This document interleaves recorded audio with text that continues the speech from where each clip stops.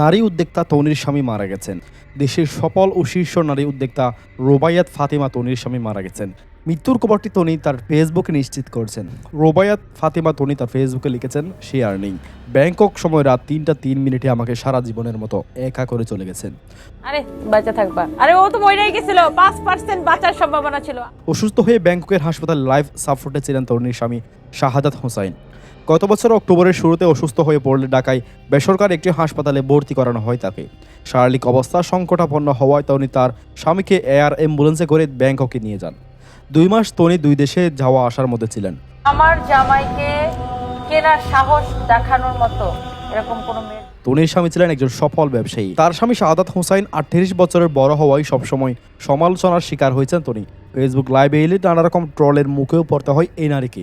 তবে এসবে তার কোনো তোয়াক্কাই ছিল না। দিন শেষে নিজের ঘরে শান্তিতে থাকতে চান বলেই অভিমত দিয়েছেন নানা সংবাদ মাধ্যমকে। শাহাদাত হোসাইন তনির দ্বিতীয় স্বামী। প্রথম স্বামীর সঙ্গে বনিবনা না হওয়ায় বিচ্ছেদের পথে হাঁটছেন তিনি। এরপর ভালোবেসে বিয়ে করেন অবসর মেয়ে শাহাদাতকে। প্রথমে পরিবার না মেনে নিলেও পরবর্তীতে সব ঠিক করে নেন তিনি। সোশ্যাল মিডিয়ার বিভিন্নভাবে বোলিংয়ের শিকার হলেও নিজের সাহসী প্রচেষ্টায় একজন সফল উদ্যোক্তা এবং অন্যদের কর্মসংস্থান সৃষ্টিতে গুরুত্বপূর্ণ ভূমিকা পালন করেছেন এই উদ্যোক্তা। দেশের বুকে তার 12টি শোরুম রয়েছে। তবে এই যাত্রা তার জন্য মোটেও সহজ ছিল না। অনেক ছড়াই উতরাই পেরিয়ে তিনি এখন fashion house Sanvir by Toni এর স্বত্বাধিকারী।